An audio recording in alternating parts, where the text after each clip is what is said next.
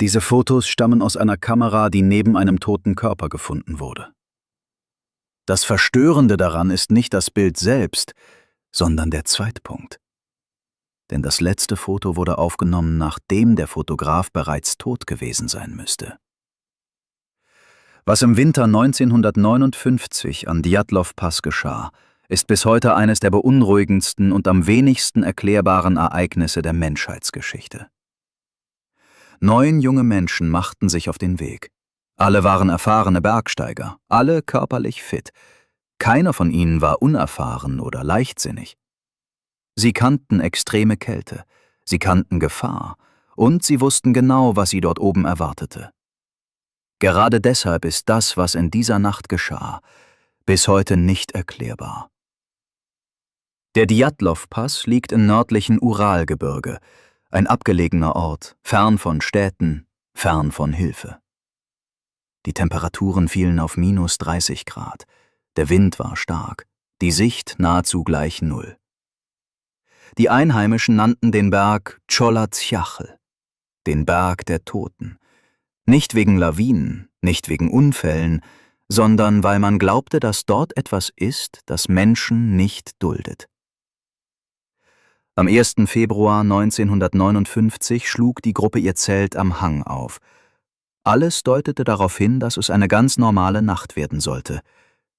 Doch irgendwann, mitten in der Dunkelheit, geschah etwas. Etwas, das so plötzlich und so bedrohlich war, dass die Gruppe eine Entscheidung traf, die kein Mensch bei klarem Verstand treffen würde. Als die Suchmannschaften Tage später das Zelt fanden, war es verlassen.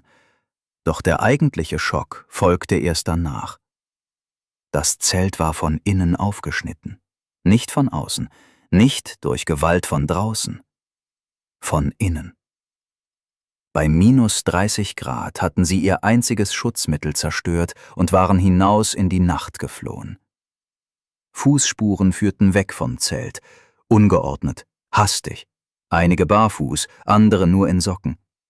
Sie gingen nicht, sie rannten, nicht ziellos, sondern weg von etwas.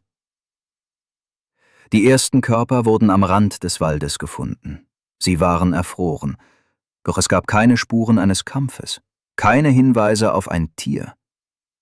Weitere Leichen lagen tiefer im Gelände, und dort wurde es noch unheimlicher. Gebrochene Rippen, zertrümmerte Schädel, Verletzungen, die laut Gerichtsmedizin der Wucht eines schweren Autounfalls entsprachen. Doch es gab kein Fahrzeug, keine Lawine, keine Explosion. Und dennoch waren die Körper innerlich zerstört. Bei einem der Toten fehlte die Zunge, bei einem anderen die Augen. Niemand konnte erklären, wie das geschehen war. Noch verstörender war, dass einige Kleidungsstücke radioaktiv belastet waren. Radioaktiv. Mitten in einem abgelegenen Gebirge, fernab jeder bekannten Quelle. In einer der Kameras fanden die Ermittler die letzten Aufnahmen. Die Bilder waren verwackelt, unscharf, als hätte jemand fotografiert, während er lief oder floh. Auf einem der letzten Fotos war ein helles Licht zu sehen zwischen den Bäumen. Bis heute weiß niemand, was dieses Licht war. Viele Theorien wurden aufgestellt, eine Lawine, geheime Militärtests, ein Angriff durch Tiere, doch keine dieser Erklärungen passt zu allen Fakten. Der Fall wurde schließlich geschlossen, offiziell. Doch die wichtigste Frage blieb unbeantwortet. Wovor flohen 9 erfahrene Bergsteiger mitten in der Nacht, barfuß, bei -30 Grad? Und warum kehrte keiner von ihnen jemals zum Zelt zurück? Das Beunruhigendste daran ist vielleicht nicht, dass wir die Antwort nicht kennen, sondern dass der Djatlov-Pass noch immer dort liegt, still, unverändert, und dass bis heute niemand mit Sicherheit sagen kann, was in jener Nacht wirklich aus der Dunkelheit trat.